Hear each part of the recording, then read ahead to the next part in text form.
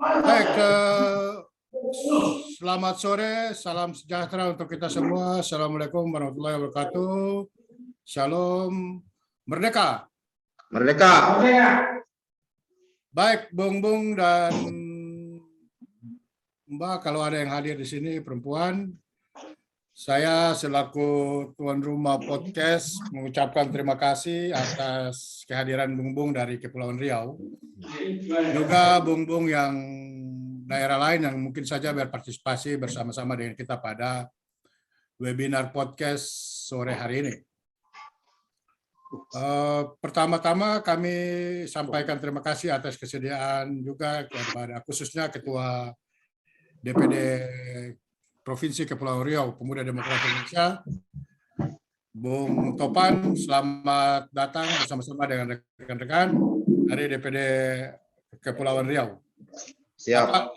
Apa kabar Bung Topan? Baik-baik Ketua.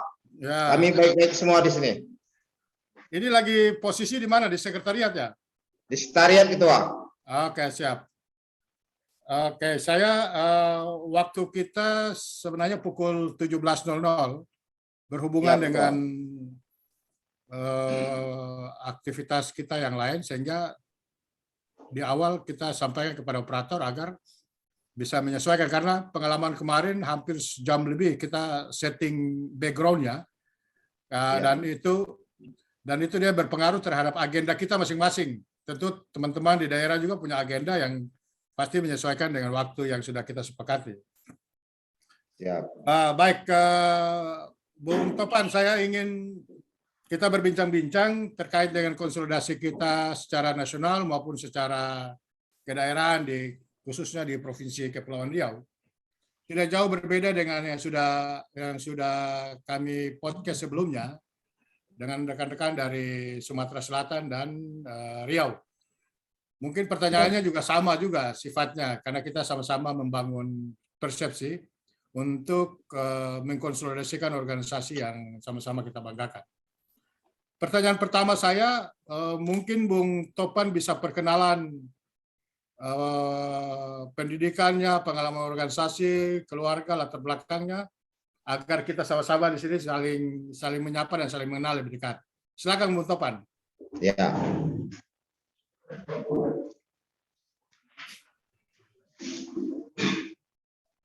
Siap.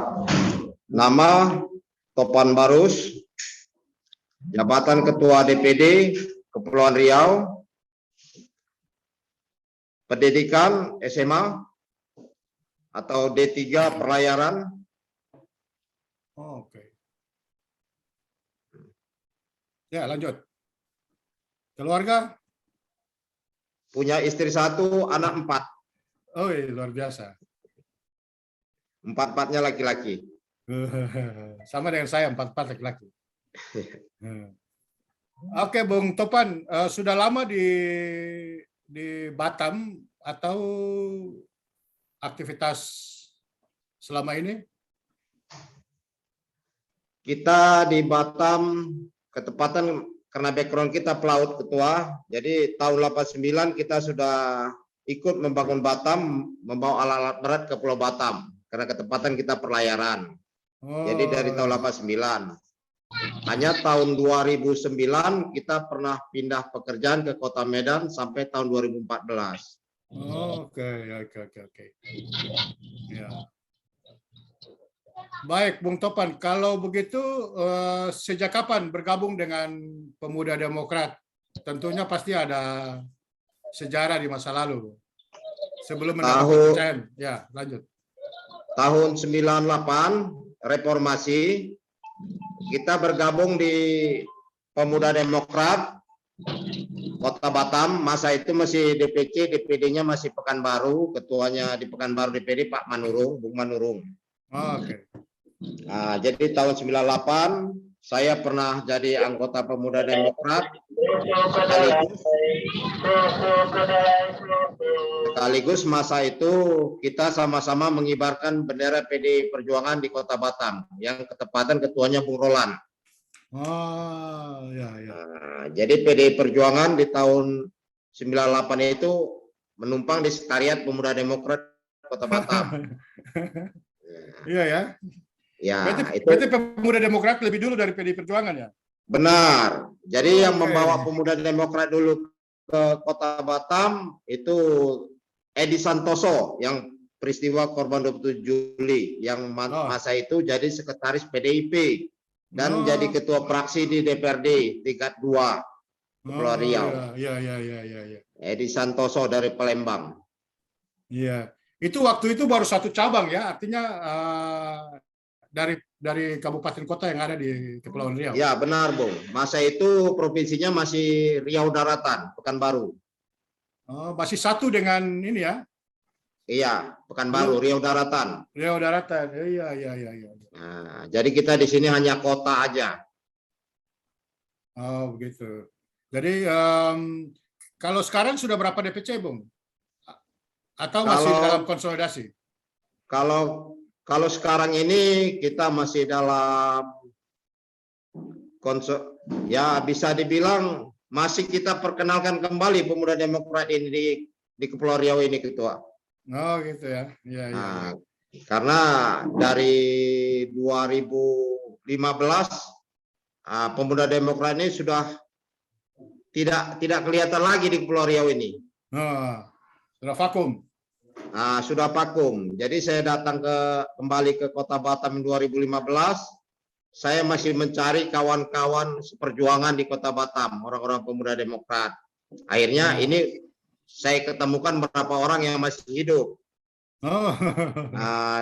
Sebagian sudah tidak ada lagi, tidak bersama kita lagi gitu. Iya.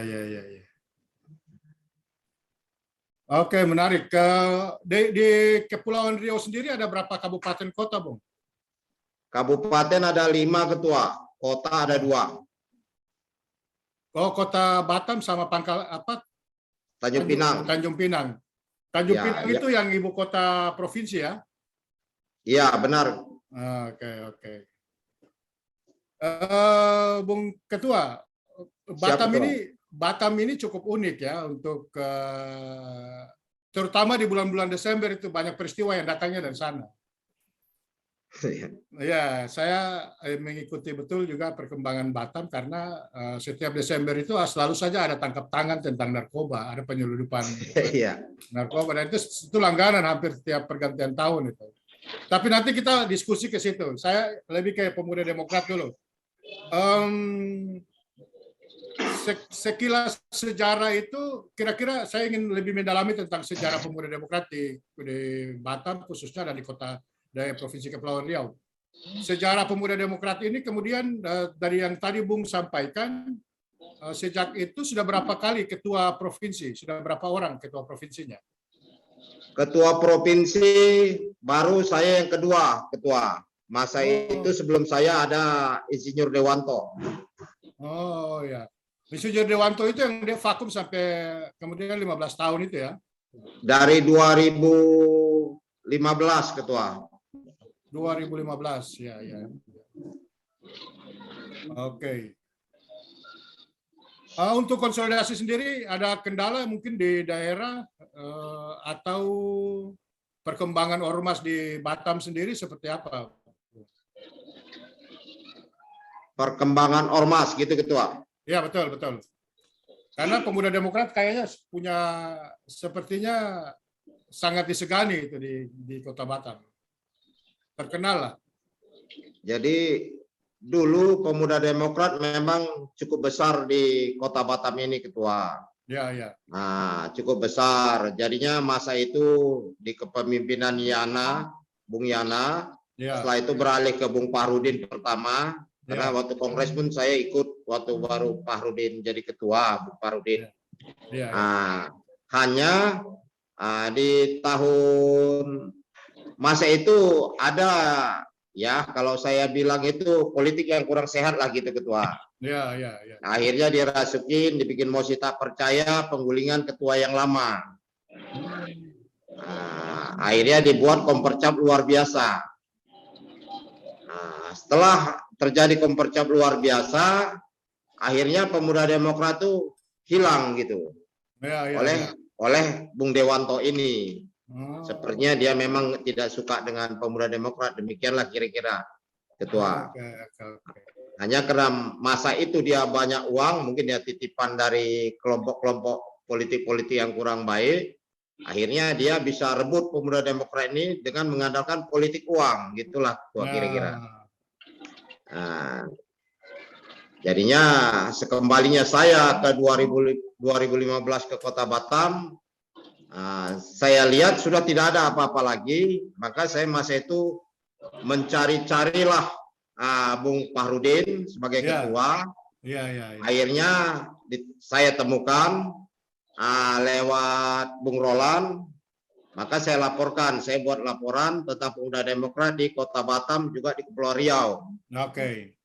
Akhirnya Bung Fahrudin memutuskan masa itu mengeluarkan SK buat saya sebagai ketua DPC. Hmm. DPD belum ada, masih dipercaya DPC. Oh, Dan di tahun 2018 ya. kita kongres, disitulah pengangkatan saya menjadi ketua DPD. Oh ya, 2018 saya pasca kongres ya. Ya, pasca kongres kita di Solo. Ya, ya. Disitulah saya itu terpilih jadi ketua DPD. Ya. Jadinya mengenai perkembangan Pemuda Demokrat di Kepulauan Riau ini ketua. Ya. Jadi sampai saat ini kita beserta kawan-kawan yang lama semua ini kita masih perjuangkan. Kita masih perjuangkan supaya Pemuda Demokrat ini kembali berkibar di Kepulauan Riau ini. Oke. Dan sore ini juga kita hadirkan calon ketua DPC Kota Batam. Ada juga bergabung dengan kita di sini. Siap, siap, siap. Dengan orang-orang Batam. Karena sudah beberapa bulan ini masih tetap jadi perbincangan tentang kepengurusan DPC Kota Batam. Ya, ya. Demikian kira-kira ketua. Baik, Bung, menarik perjalanan panjang dan Bung adalah pelaku sejarah yang mulai meletakkan fondasi Pemuda Demokrat pada saat itu. Kemudian dia vakum dan Bung kembali untuk memulihkan. Dan 2018 pasca Kongres Solo diaktifkan dengan SK DPD. Pertanyaan saya mungkin selanjutnya bagaimana konsolidasi di pemerintah atau program-program apa yang sudah sedang dijalankan? Karena saya lihat dari struktur kawan-kawan di DPD ini cukup banyak yang punya pengalaman menguasai betul medan di Kepulauan Riau. Kira-kira tanggapan Bung?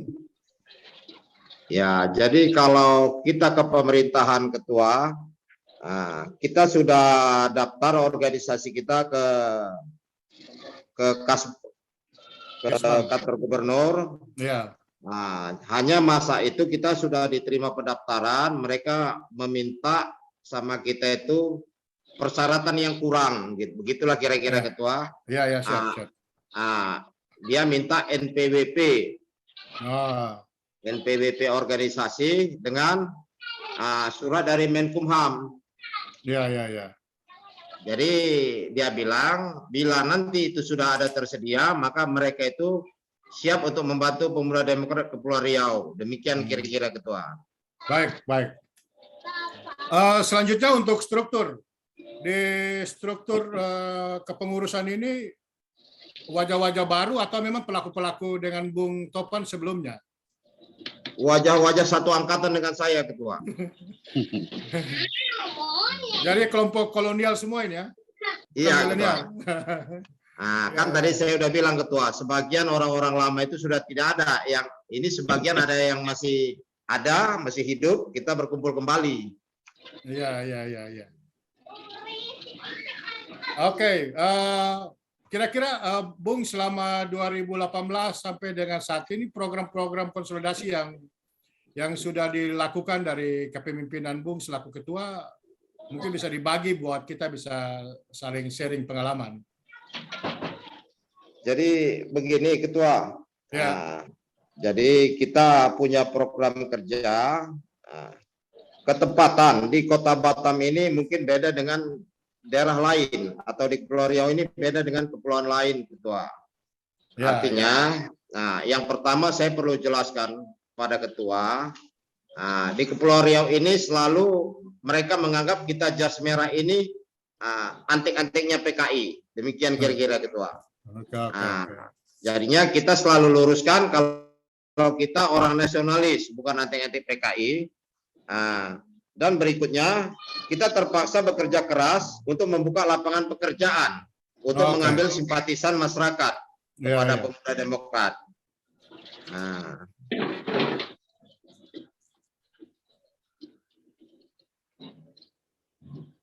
Oke, Bung. Untuk sekretariat sudah DPD punya sekretariat sendiri ya, artinya tempat berkumpul teman-teman, atau masih swadaya dan ketua ini?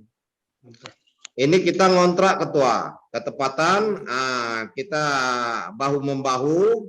Jadi kita kontrak gedung untuk sekretariat. Jadi ketepatan kita juga buat usaha orang-orang organisasi ini. Jadi kita punya markas ada 3, Ketua. Oh, well, ya.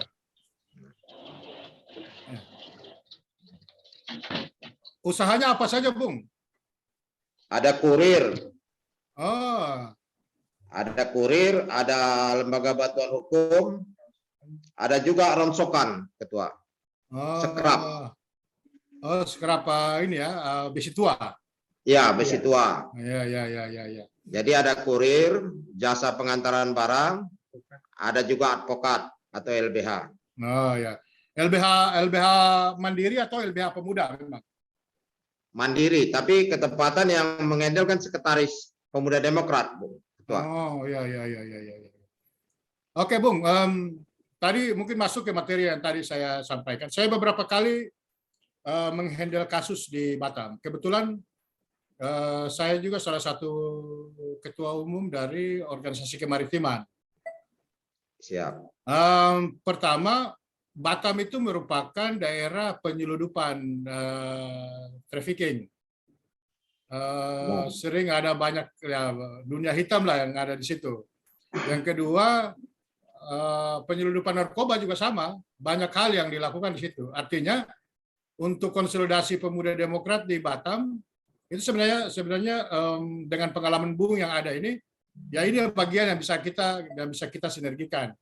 Saya pernah tangani kasus itu memulangkan salah satu perempuan dari Jakarta dengan bantuan dari teman-teman di situ dan dipulangkan dari Malaysia. Yang kedua, perdagangan motor-motor bekas, souvenir, onderdil kendaraan bekas dari Singapura, terus ditahan oleh Angkatan Laut. Kebetulan kita punya akses ke situ, jadi akhirnya dibebaskan.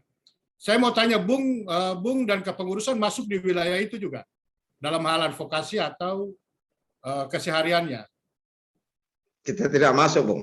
Oh, tidak masuk ya. Artinya tadi saya lihat background pelaut ini kan kalau di Batam itu dalam riwayatnya perdagangan gelapnya kuat, tetapi yang lebih tidak terlihat itu di malam hari. Di malam hari itu banyak yang kejadian aneh yang ada di sana. Sehingga mungkin pada posisi ini kita bisa bersinergi dengan DPP untuk bisa bergandengan, terutama ada beberapa hal krusial terkait dengan contoh di DPR RI itu di Komisi 2 lagi mendorong proses pembentukan Undang-Undang Provinsi Kepulauan, dan 14 di Indonesia itu ada 14 daerah provinsi kepulauan. Kalau tidak salah waktu itu ada pelaksanaannya di Batam. Nah ini yang mungkin isu-isu strategis ini, sehingga apakah mungkin dengan program sinergi dengan DPP, mungkinkah ini bisa dilakukan dengan teman-teman di DPD, sehingga memacu atau mendorong apa yang sudah dilakukan oleh Bung sekalian di DPD. Silakan, Bung. Ya, kalau bekerja sama dengan DPP kita pasti siap, Ketua. Ya. Tapi tanggapan Bung sendiri tentang apa yang tadi saya ungkap, mungkin bisa sedikit memberi gambaran terkait dengan trafficking, penyeludupan itu, apakah memang sudah tidak ada atau karena saya saya kebetulan pembicara tetap untuk Bakamla RI. Nah, karena wilayah operasi besar Bakamla itu ada di situ. Siap Ketua. Silakan Ketua. Jadi Kita diskusi. Ya. Jadi itu semuanya benar, Ketua. Apa yang Ketua katakan itu benar. Itu memang masih ada sampai saat ini, Ketua. Ya, ya. Nah, hanya selama ini kita tidak ambil open masalah itu karena kita tahu sebenarnya itu permainan petinggi-petinggi, Ketua. Oke. Nah, jadi kalau masalah penyeludupan, narkoba, perdagangan manusia, itu memang semuanya permainan petinggi-petinggi. Iya, iya, iya. Nah, jadi kita bila kita merapat juga rasanya yang kita hadapi petinggi-petinggi itu juga, Ketua, begitu kira-kira. Iya, iya, iya, iya. Baik, Bung. Bung, kita kembali ke struktur. Struktur pembentukan di DPD ini sudah terbagi bidang-bidangnya. Atau sementara ini, Ketua, kita masih ada bidangnya masih ketua harian saja. Oke. Andaikan sinergi program begitu, memang di kebijakan aja ya, artinya rapat lah. Kalau di DPP kan ada bidang-bidangnya, bidang A, B, dan C, sehingga masing-masing ketua yang memimpin bidang itu bisa menjalankan programnya. Di DPD juga, karena saya belum lihat ini SK-nya sudah ya, Bung Ref ya? Iya, sudah. Oke, itu ya. Ini ya, silakan. Batam ini SK-nya sekitar 2019 kalau nggak salah. Ya. Itu ditandatangani oleh Bung Pandi dan Bung Iwan. Iya. Nah, belum diperbaharui lagi. Nah, format SK sebelumnya berbeda dengan format SK sekarang. Nah, ini kalau memang ada perubahan nanti baik di struktur kepengurusan atau penyesuaian bidang-bidang, nanti juga bisa diusulkan bidang-bidang. Begitu, Ketum. Ini sekedar ini. Ya sekalian aja mumpung saya bicara kan gitu ya. Ya, lanjut. Untuk Bung ini nih, Bung Topan, selamat bertemu di Zoom meeting ini, dan ada juga Ketua Umum dan Bung Batara dari Riau. Ini apa yang diceritakan oleh Bung Topan ini sama saya itu sudah beberapa kali di telepon ini, karena kalau udah nelpon dengan Bung Topan itu minimal itu 45 menit, kadang-kadang 1 jam. Ya, jadi saya berdialog dengan dia kondisi top Kepri itu seperti apa. Kalau udah via telepon itu udah cukup lama, mulai dari A sampai Z. Nah, dari ujung ke ujung. Dan memang harapannya apa yang disampaikan Ketua Umum tadi itu tentang konsolidasi. Ada 5 kabupaten dan 2 kota, Batam dan Tanjung Pinang. Harapannya adalah bagaimana DPC itu terbentuk. Disebut DPD adalah apabila terdiri dari beberapa DPC, kan begitu. Dan ini ada kota Batam, yang memang kota Batam ini, Ketua, menurut informasi Bung Topan ke saya, dinamikanya luar biasa juga. Karena yang mau jadi ketua itu banyak. Nah, yang mau jadi pengurus itu ternyata ada dinamika di sana. Mulai ada semangat, ada yang ingin masuk di kepengurusan. Nah, saya udah bilang Bung Topan, segerakan saja supaya ada SK DPC, minimal ada 5 DPC yang terbentuk, kita komperdakan, konferensi daerah, sehingga ada acara yang bisa dilaksanakan, acara konsolidasi yang bisa dilaksanakan di Batam. Kalau dari sisi kemampuan, dari strukturnya, walaupun tadi orang-orang lama, tapi sekretarisnya juga ketua KAI, itu juga potensial sekali. Dari strukturnya juga Bung Topan ini juga potensial. Jadi ada di sana itu ada 3 kelompok kalau menurut Topan. Pertama kelompok pejuang, yang kedua kelompok pemikir, yang ketiga kelompok yang beruang, kan begitu. Ada semua di Batam, kan begitu. Ini menariknya Batam. Jadi 3 kelompok ini sudah berkolaborasi. Kelompok pemikirnya mereka punya.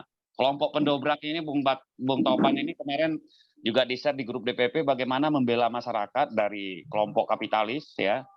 Saluran air yang tersumbat, akhirnya mereka dijamu masyarakat, diidolakan masyarakat. Nah, sekarang Batam itu udah cukup bagus. Dan memang dulu pemuda Demokrat di Batam itu cukup besar. Tapi karena cerita Bung Topan, ada perubahan struktur sehingga melemahkan semangat teman-teman. Kan kira-kira begitu. Jangan sampai nanti kata Bung Topan, di saat nanti pemuda Demokrat Batam besar, DPC terbentuk, mereka bikin juga somasi mengganti saya, kan umpamanya, kan begitu.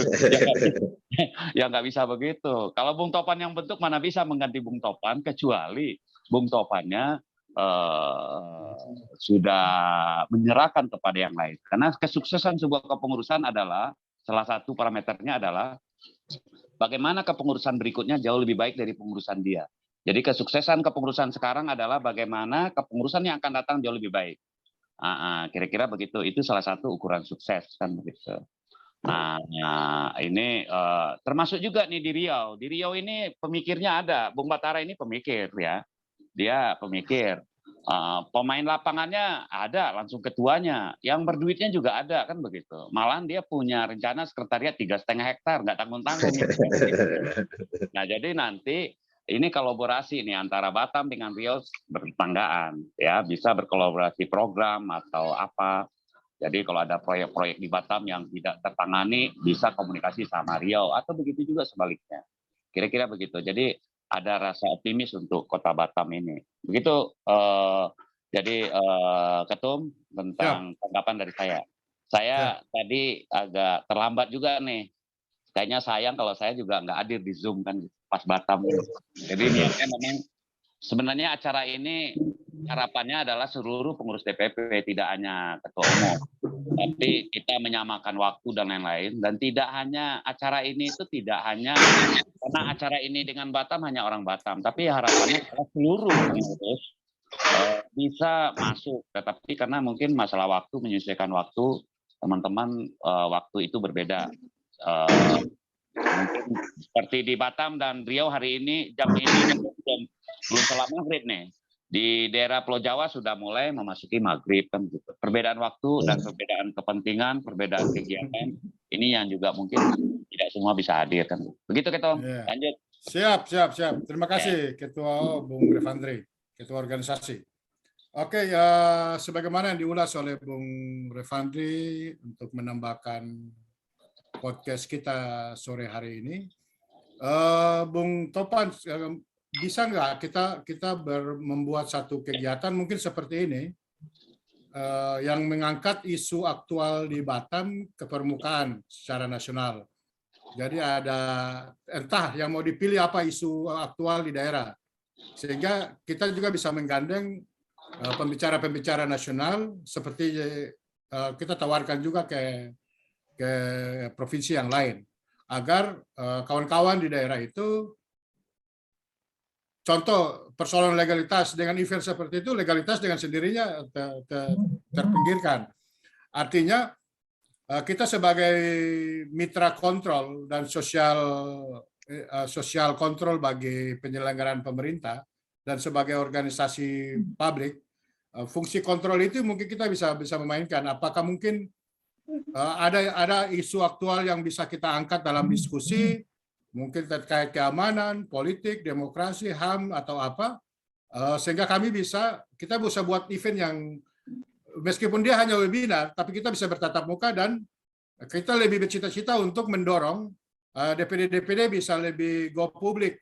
Jadi kita bisa menggandengkan tuan rumah penyelenggaraannya DPD dan DPP hanya membantu, bentuknya seperti ini, kira-kira begitu. Silakan Bung Topan. Gimana?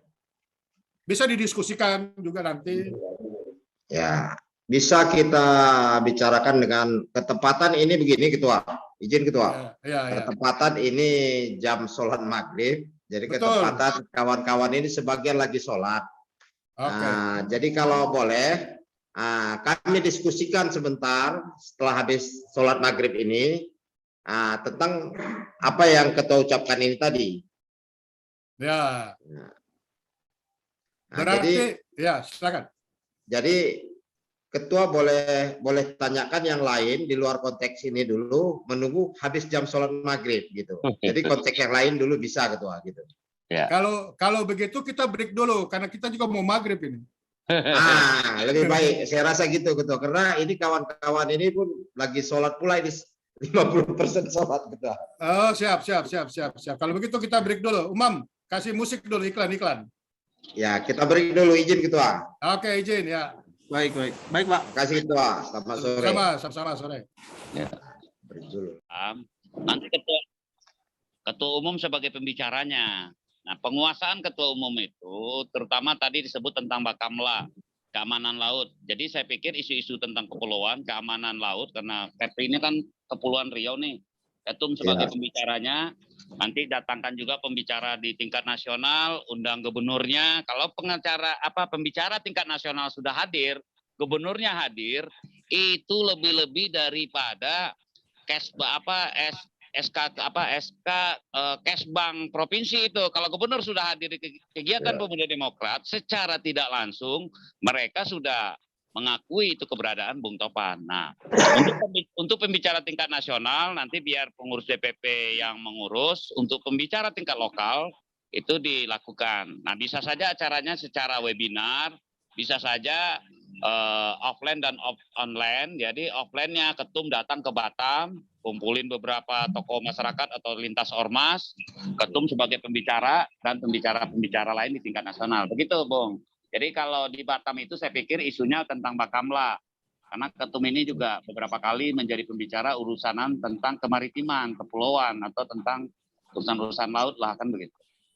Gitu. Jadi saya pikir poinnya daripada kalau bicara kasus-kasus masalah tanah dan lain-lain, itu di daerah lain juga banyak juga. Cuma secara khusus menurut saya masalah keamanan laut. Nah ini Ketum saya yakin bisa secara pembicara tingkat nasional itu bisa akan dihadirkan begitu. Begitu Bung Topan. Jadi Jadi nanti teknisnya untuk pembicara tingkat nasional DPP yang memfasilitasi, yang menghadirkan untuk pelaksanaan kegiatan di lokal. Nah, kita tes itu calon ketua Kota Batam sebagai panitia pelaksana, kan begitu kira-kira. Ya. Jadi izin ketua. Ini sekretaris dulu yang bicara.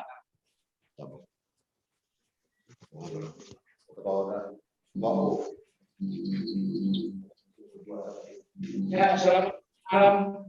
Ya, malam. Malam.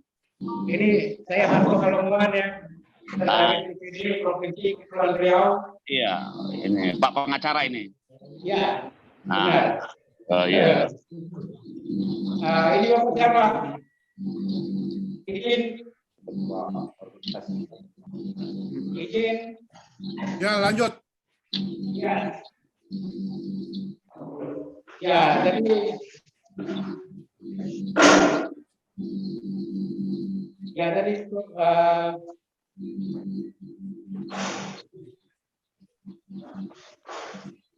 tadi kita coba untuk membicarakan mengenai hal-hal yang perlu atau isu-isu yang ada di Kepulauan Riau yang bisa diangkat merupakan suatu isu-isu nasional ya.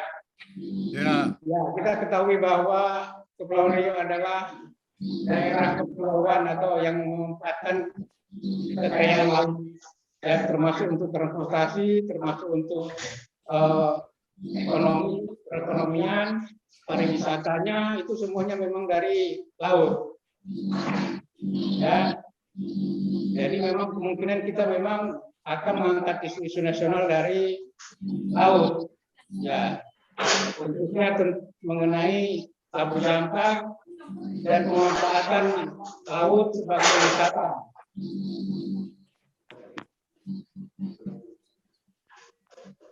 Ya, pemanfaatan laut sebagai wisata dan sebagai transportasi ekonomi.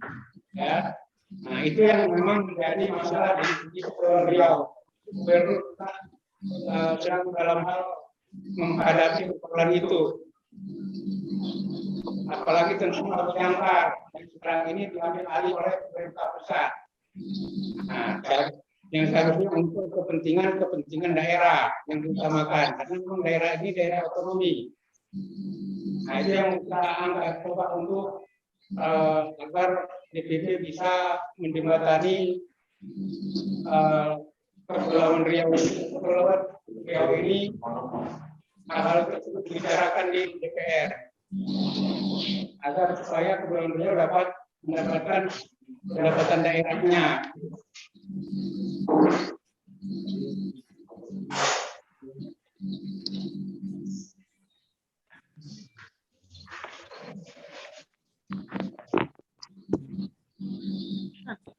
Ya. Ya. Ini Pak, apa sih?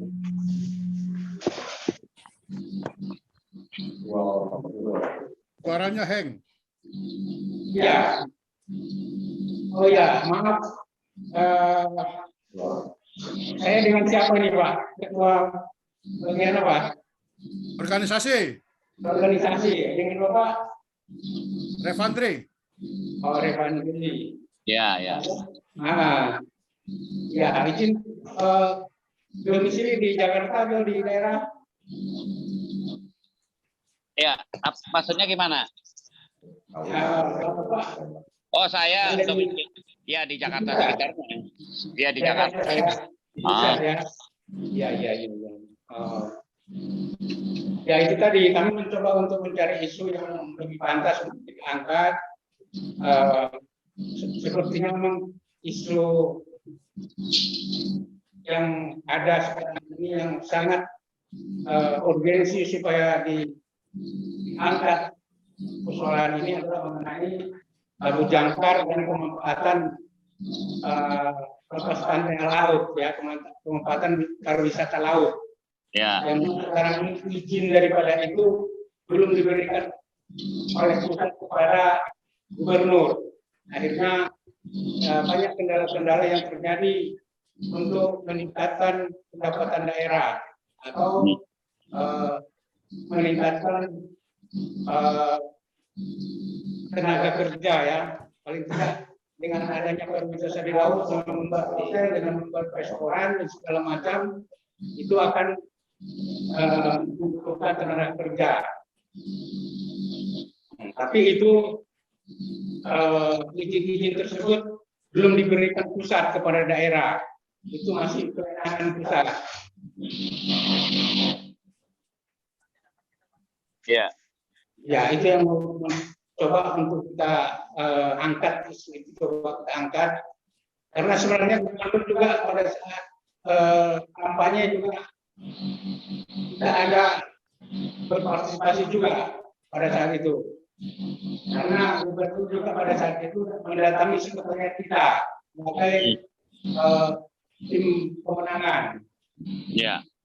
Namun untuk sekarang ini gubernur belum memperhatikan kita.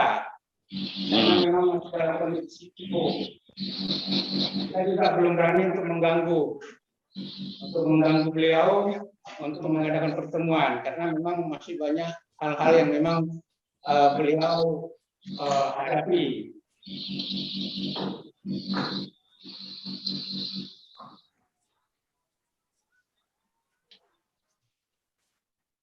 Ya, untuk sementara itu dulu, Bung, yang bisa kami sampaikan. Ya.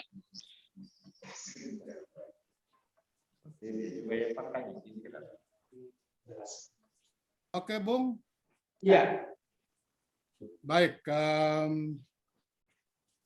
Seperti tadi yang disampaikan oleh Bung Revandre, saya ini kebetulan pembicara tetap di Bakamla. Ya. Terakhir saya Oktober kemarin membawakan materi kebijakan peningkatan kehadiran wilayah perbatasan laut Indonesia guna menjamin keamanan dan keselamatan. Batam sebagai wilayah yang berbatasan laut dengan Singapura dan Malaysia belum memiliki penyelesaian dari kasus-kasus batas laut, sehingga muncul trafficking dan banyak persoalan di situ. Yang kedua, ini saya kasih gambaran ya tentang Batam dalam perspektif yang saya pahami. Batam ini selalu menyuplai kasus-kasus besar untuk negara ini, mulai dari trafficking dan narkoba. Batam ini juga gubernurnya selalu kena tangkap. Terakhir Nurdin Basirun, dia terjaring KPK dengan 4 perusahaan. Dan itu karena melampaui kewenangannya tentang ekspor pasir laut. Sehingga beliau ditangkap. Kenapa? Karena waktu Batam ini belum diizinkan untuk melakukan ekspor pasir laut. Karena izin ketua. Kebetulan memang saya salah satu pengacaranya. Saya tahu persis. Saya salah satu pengacara Ya, salah satu pengacaranya di situ pada saat itu saya tidak punya kapal besar. Saya tahu persis itu bahwa gubernur memberikan izin bukan persoalan pasir laut, tapi mengenai pemanfaatan laut. Nah, dia memberi. Ya, tapi itu yang terungkap karena sejak moratorium oleh Menteri KKP di era Profesor Rohmin Dauri itu belum dicabut moratorium itu sejak Ibu Susi, sehingga wilayah-wilayah pengelolaan laut sesuai dengan Undang-Undang Perikanan dan Kelautan. Jadi kalau bicara perspektif kelautan itu, yang mengelola di pesisir itu beda, yang mengelola di permukaan laut itu beda, yang mengelola di dalam kedalaman laut itu berbeda, dan wilayah-wilayah perbatasan juga berbeda. Saya kebetulan waktu itu diundang ke Tanjung Balai, bertemu dengan beberapa pengusaha di sana, difasilitasi oleh Pak Bupati untuk memberikan advokasi tentang kasus ini sebelum ditangkap. Waktu itu saya sudah kasih warning bahwa kasus ini akan dikemukakan. Saya cukup paham di situ karena saya duta laut dunia. Saya mewakili negara dalam konferensi namanya OOC Ocean Conference mewakili Indonesia tahun 2018.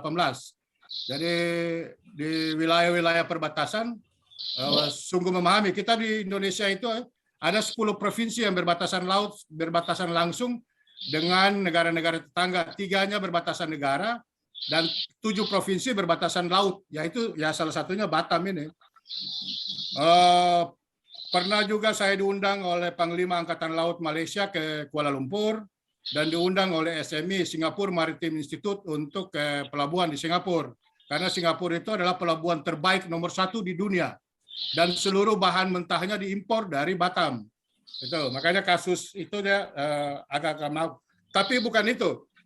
Maksudnya dengan kompetensi yang kita miliki, kawan-kawan di DPD Pemuda Demokrat bisa lebih mengangkat itu, sehingga ruang-ruang komunikasi dengan Angkatan Laut, Bakamla, Polairut, Basarnas itu dia menjadi terbuka, sehingga kawan-kawan di DPD Kepri ini ada punya nilai lebih sesuai dengan isu-isu aktual.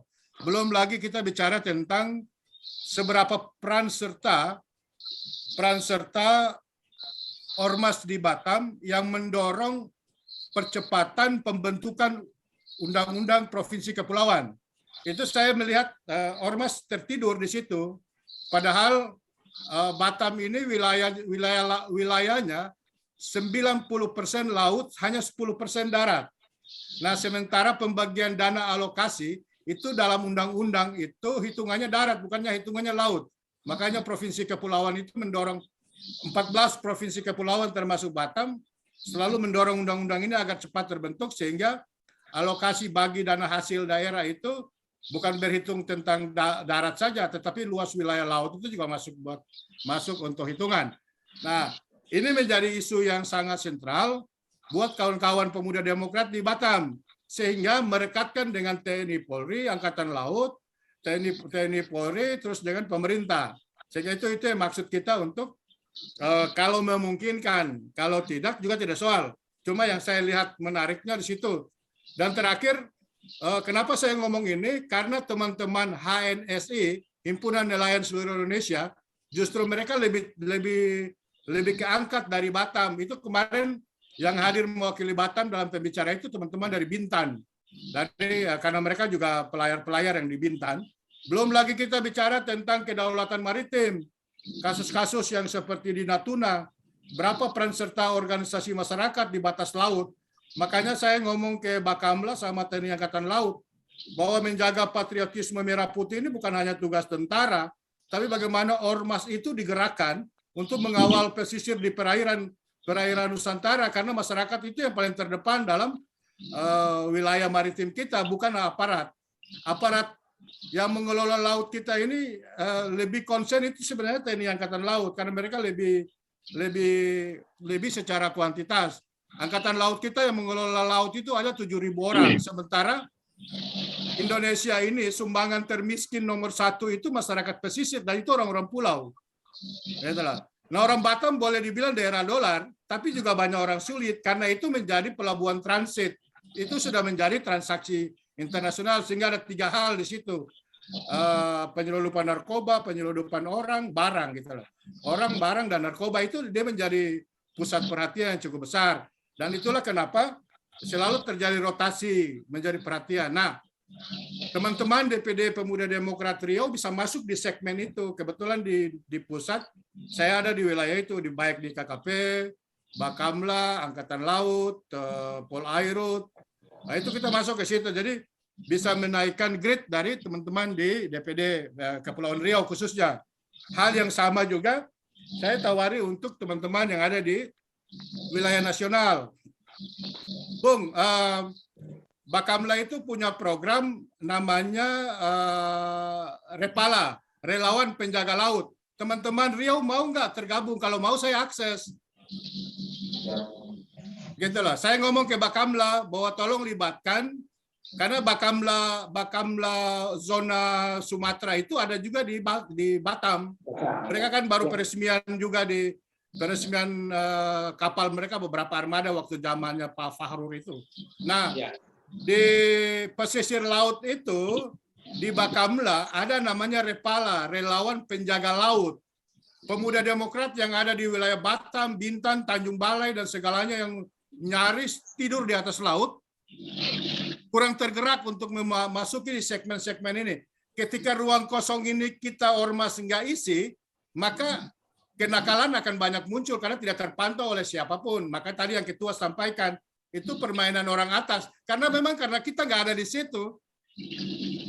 Kalau kita ada di situ, bisa-bisa itu juga permainan kita. Nah, itu ada Repala, ada juga Desa Binaan Maritim. Desa Binaan Maritim itu apa kerjanya?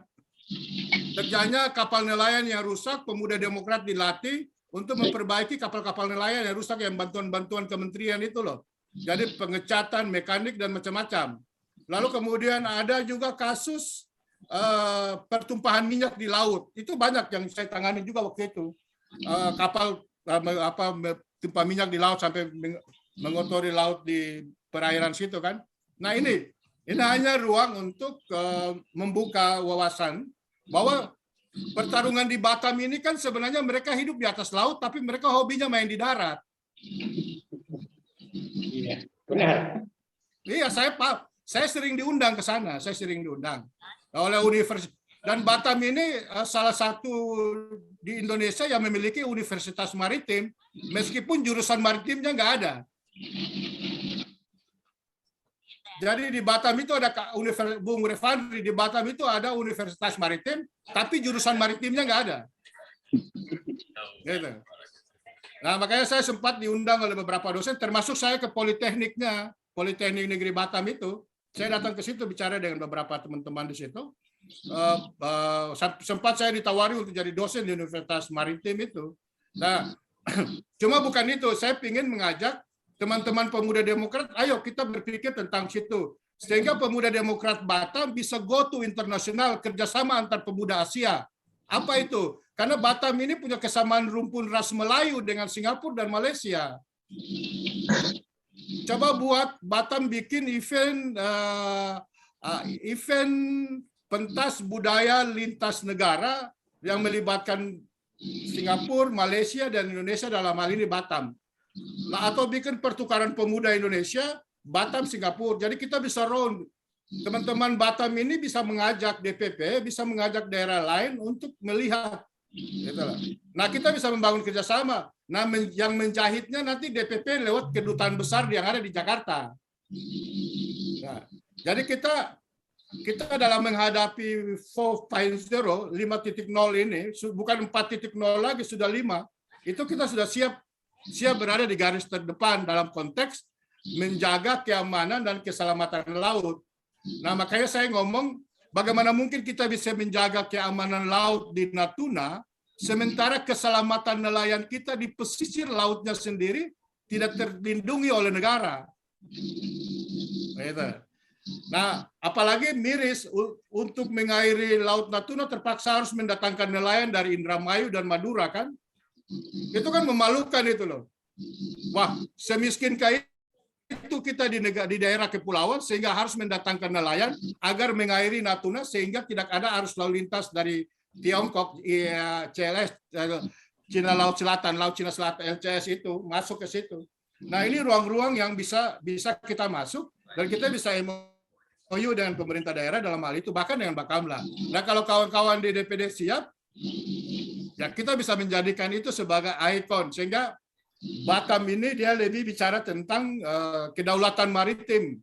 Dia bicara tentang eksplorasi maritim, pengelolaan sumber daya laut,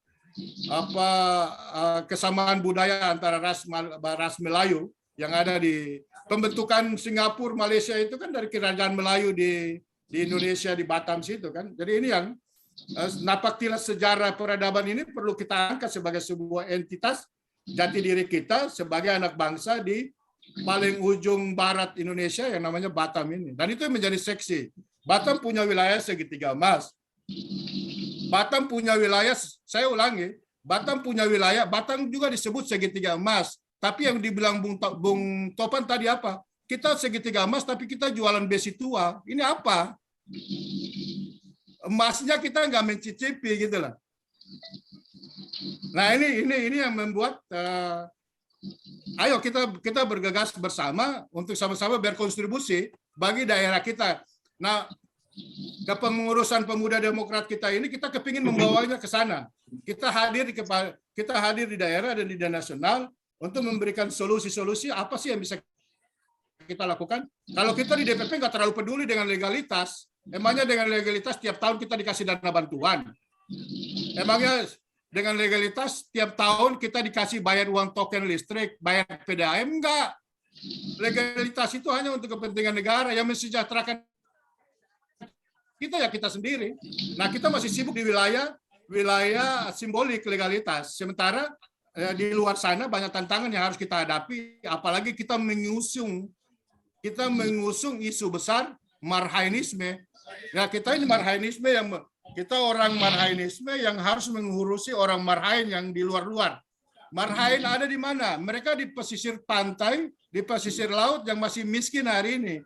Marhain ada di mana? Mereka ABK kapal, ya mereka mekanik kapal yang masih miskin di atas kapalnya, di atas lautnya sendiri. Dan itu mereka ada di mana? Mereka ada di Kepulauan Riau. Kira-kira begitu, Bung? Ya, siap. Saya sedikit tanggapi apa yang disampaikan Ketua tadi.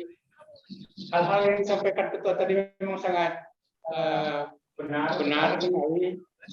Makanya kami coba untuk mengangkat isu tentang pemanfaatan laut tersebut yang memang suatu kekayaan di Kepri yang memang akan dijadikan sebagai ekonomi Kepri adalah memang laut. Itu tadi dimanfaatkan untuk pariwisata, dimanfaatkan untuk transportasi, ya untuk perekonomian, itu semua dari laut.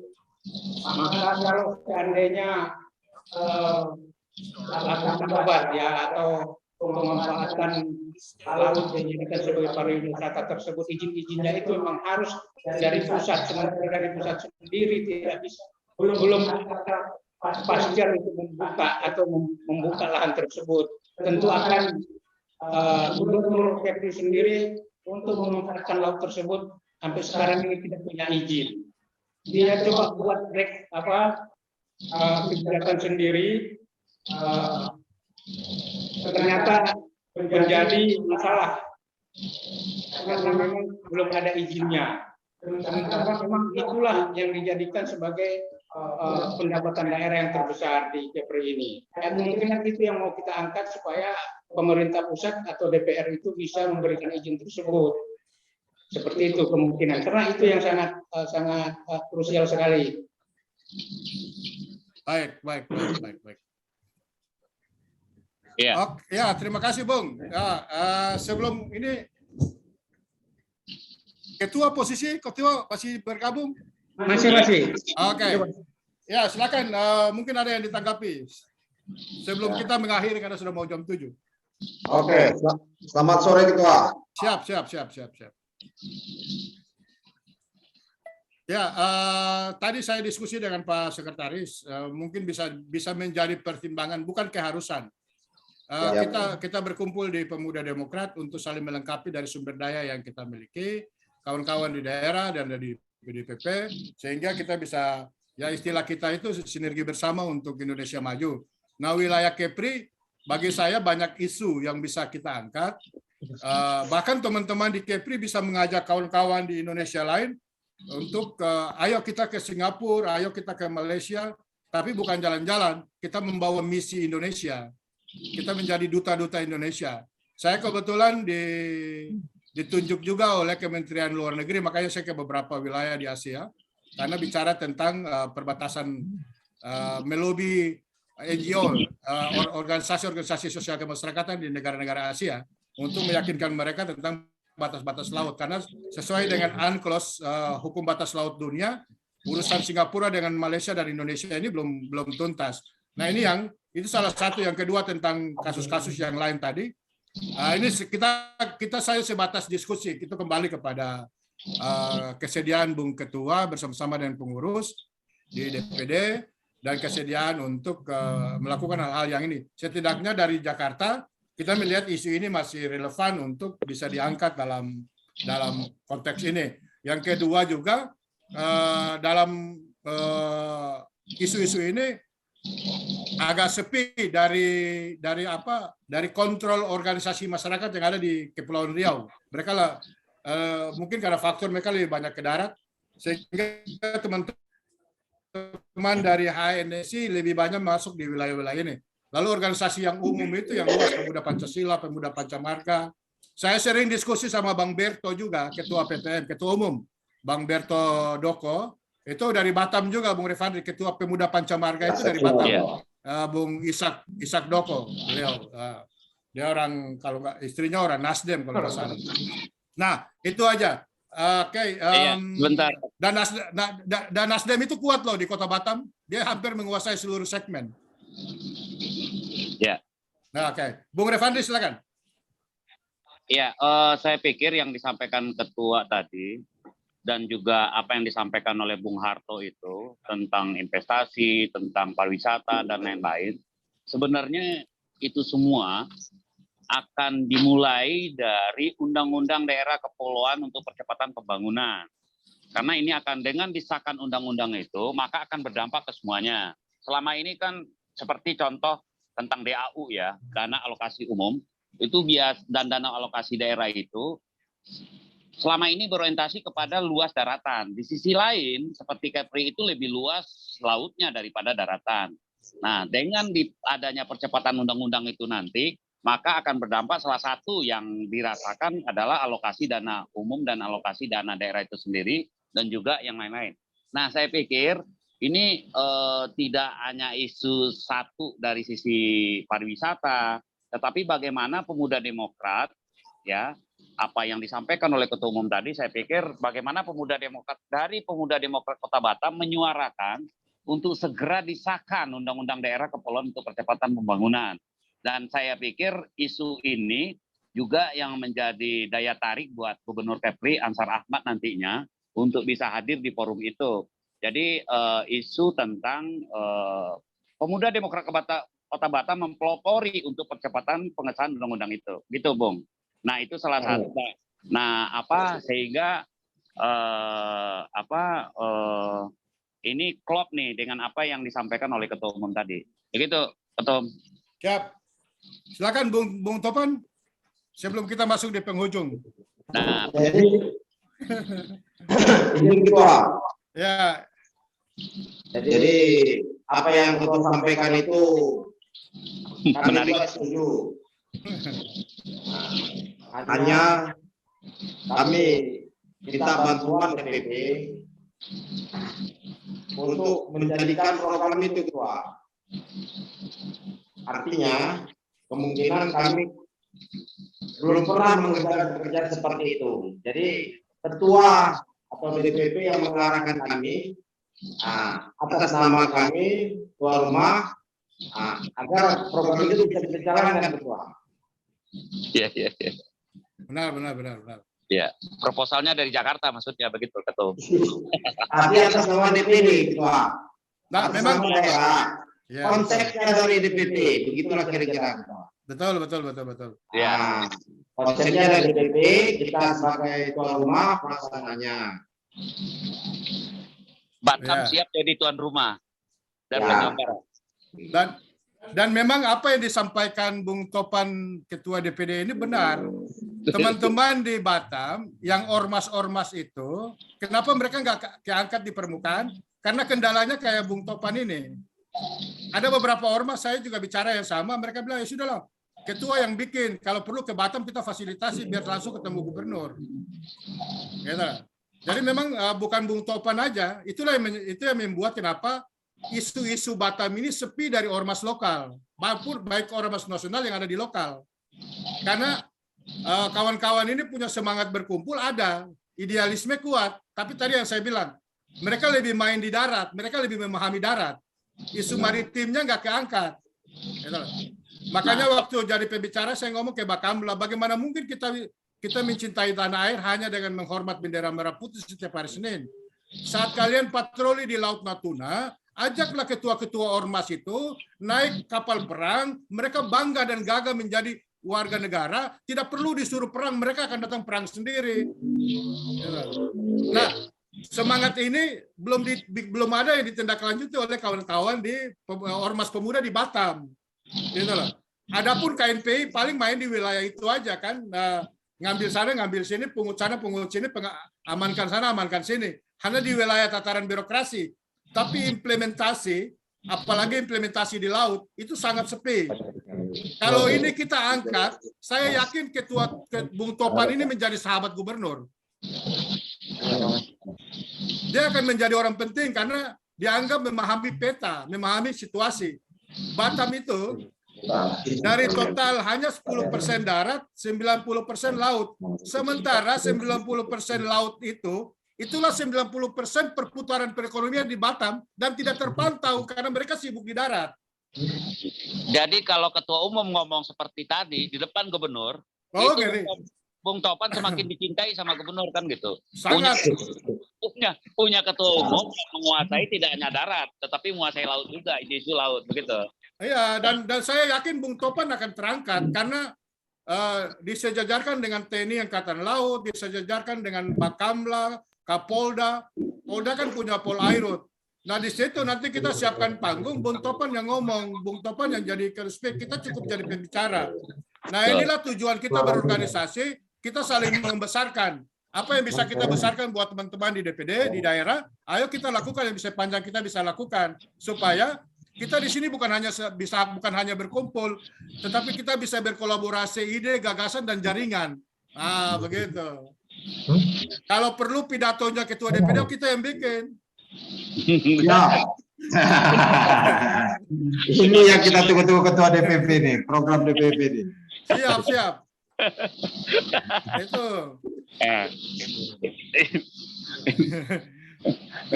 Bung Topan jadi semangat itu. Semangat ketua, semangat. Kalau konsepnya dari DPP pasti daerah semangat ketua. Siap. Nanti saya bikin oret-oretnya.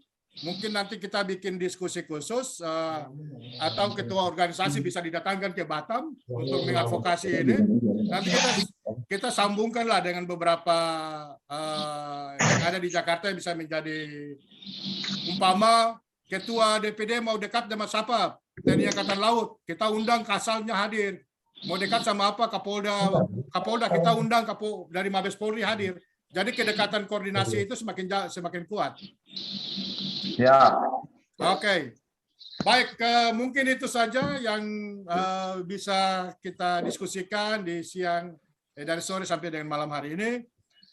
Sebelum kita masuk di penghujung, mungkin ada yang ingin disampaikan Bung Revandri atau dari rekan-rekan DPD Kepri, silakan. Closing statement penutup dari Kepri. Closing. Enggak, mesti bisa. Dari Kepri. Assalamualaikum ketua, izin. Ya, waalaikumsalam.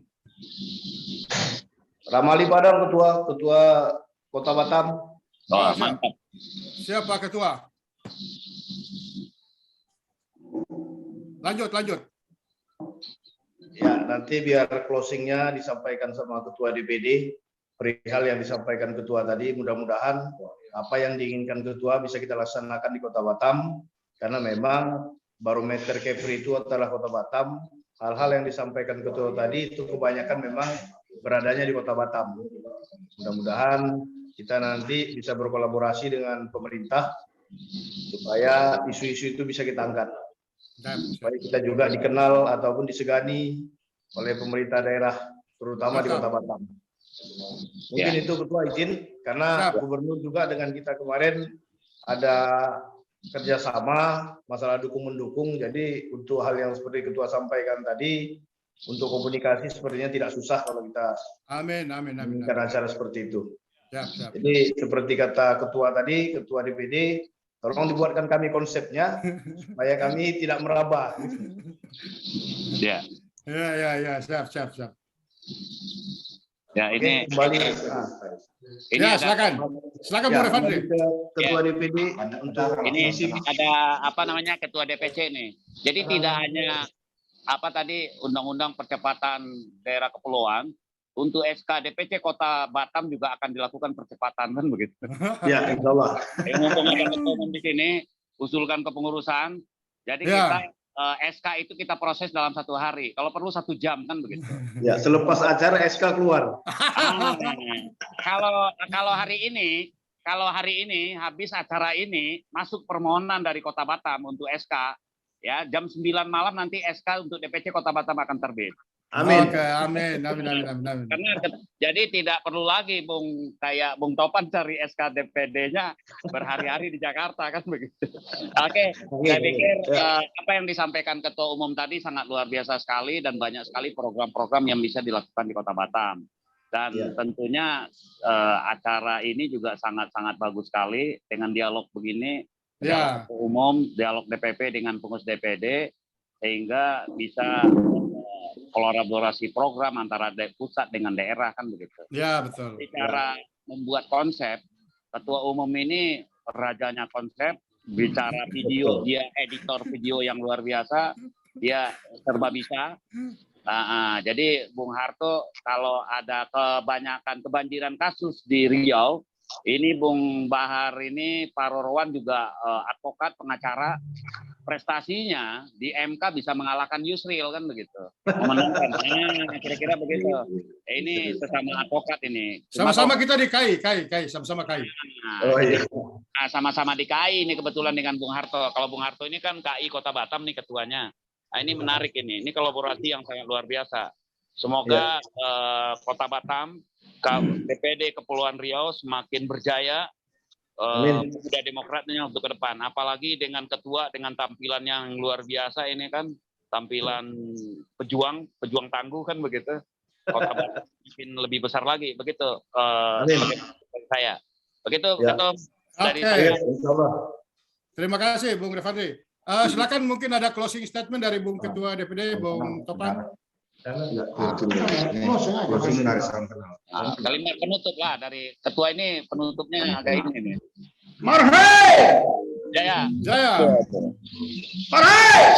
Jaya. Marhai menang! Ya. Terima kasih Bung Ketua Umum. Saya atas nama dari pengurus DPD, Wakil Sekretaris di DPD Provinsi Kepri, Partuan Manulang, hadir di waktu kita di Kongres di Solo. Juga ketemu Bung Bahar. Hormat. Salam hormat. Ya, terima kasih. Saya bergabung di Pemuda Demokrat mulai tahun 98. Sama dengan Bung Topan, saya diranting sampai saat ini. Tetapi gonjang-ganjing di Pemuda Demokrat Kota Batam sangat-sangat politis. Dari jas merah juga. Jadi kita berharap ke pusat. Apa yang diberikan pusat ke daerah kan lebih baik, Pak. Ya. Artinya organisasi ini maju juga harus benar-benar pusat juga bisa 5 tahun, nggak ada pergantian-pergantian. Anggaran desa kita baik, diperbaharui, Pak. Ya, ya, ya. Itu usulan-usulan kita, Pak. Siap.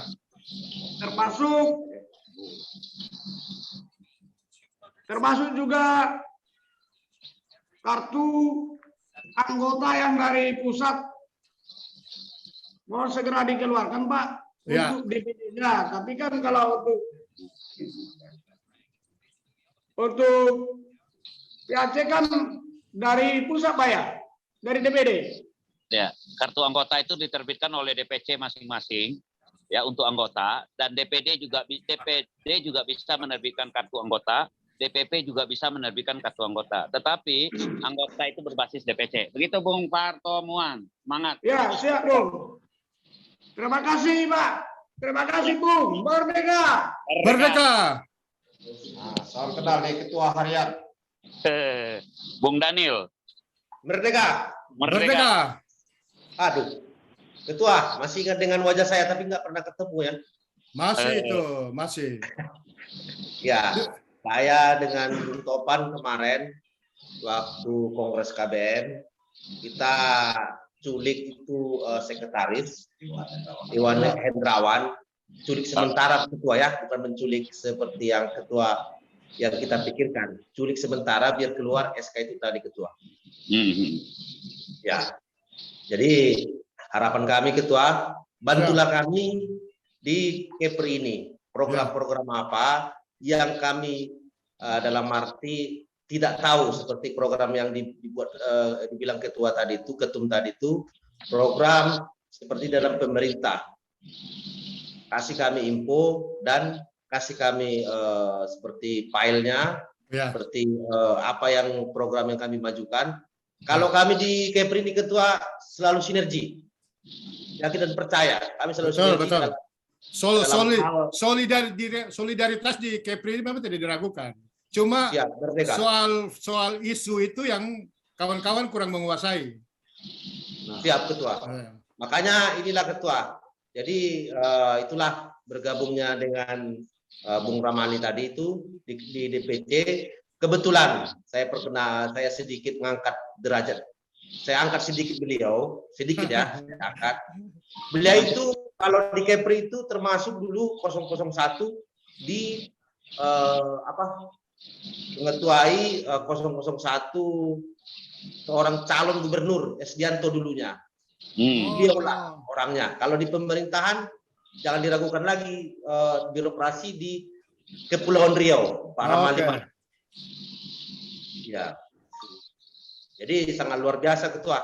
Siap. Kita melalui telekompres ini, tapi dekat di hati. Itu aja ketua. Amin. Siap, merdeka ketua. Merdeka. Bendara, salam kenal aja bendara. Ya, salam dulu, salam. Selamat malam ketua. Salam kenal. Salam Ya, kenal Merdeka. Saya Aboy, Pak Ketua. Saya selaku bendahara DPD Kota Batam. Kepulauan Riau. Ya. Saya ini orang Chinese, Pak. Oh ya.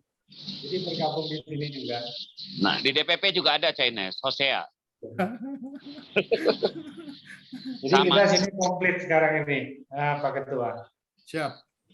Oke, cuman itu aja. Saya kurang pintar kalau untuk bicara, salam kenal sih oke lah. Ya, memang kalau bendahara itu kurang pintar ya. Yang pintar itu bagi-bagi aja. Iya, bendahara cuma bagi-bagi aja ketua. Selamat malam ketua, merdeka. Malam, merdeka. Jadi terima kasih ketua, izin Siap. sedikit lagi. Ya.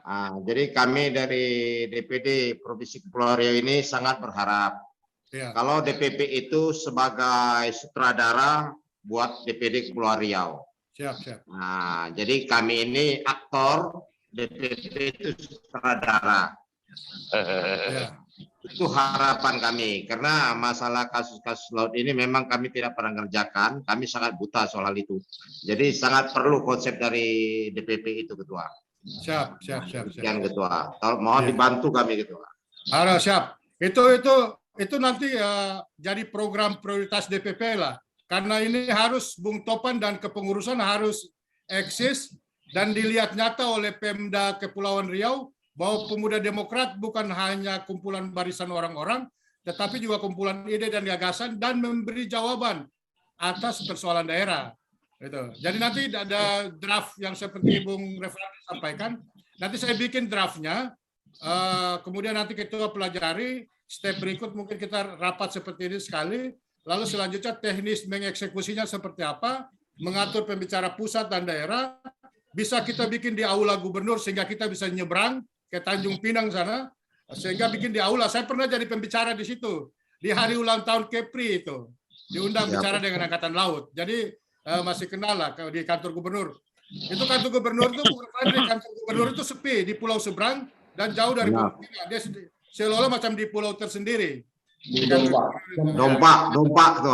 Ya, jadi kalau setiap acara selalu ada bis untuk muat mahasiswa atau peserta dari luar agar ruangannya penuh. Dan mungkin nanti kita bikin di situ juga. Jadi semakin menarik, tapi tergantung ketua, bisa di Batam atau juga di ibu kota provinsi.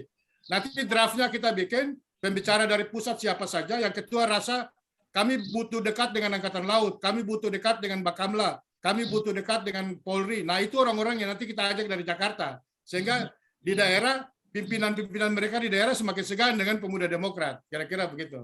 Mantap. Siap, Ketua. Oke, siap. Mungkin itu saja percakapan kita, podcast dari sore hingga malam hari ini. Tidak ada yang lebih dan kurang yang bisa kami sampaikan. Pertemuan ide dan gagasan ini adalah lebih mempererat silaturahmi kita. Bahwa DPD ada karena DPP, DPP ada karena DPD. Tidak ada yang hebat. Yang hebat itu hanya ditentukan karena di mana kita domisili. Kalaupun kita yang ada di Batam, kita jadi DPD. Bung-bung yang ada di Batam di Jakarta, ya maka bung-bung yang jadi DPP. Jadi inilah kita tujuan dari silaturahmi ini. Kita sinergi bersama untuk Indonesia maju.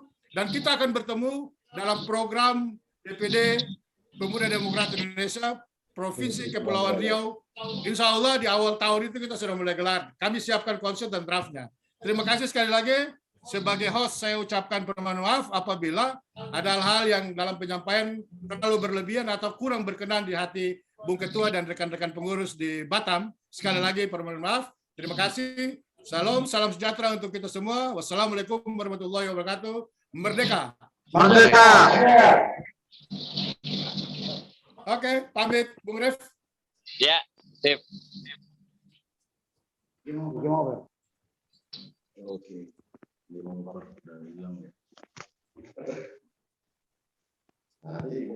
Apa suruhnya kerja itu nggak bisa bikin katanya kita sekarang jadi akor sutradaranya mereka. Nah, kalau tinggal ketik-ketik aja kan kita pantai. Nah, kita ini baru jadi akor aja. Jadi kan dia itu bidangnya enak. Pas itu. Jadi dibawa dari Mabes Polri, dibawa dari Mabes TNI kan. Nah, ya di sini kan kita ini bisa kenalan mereka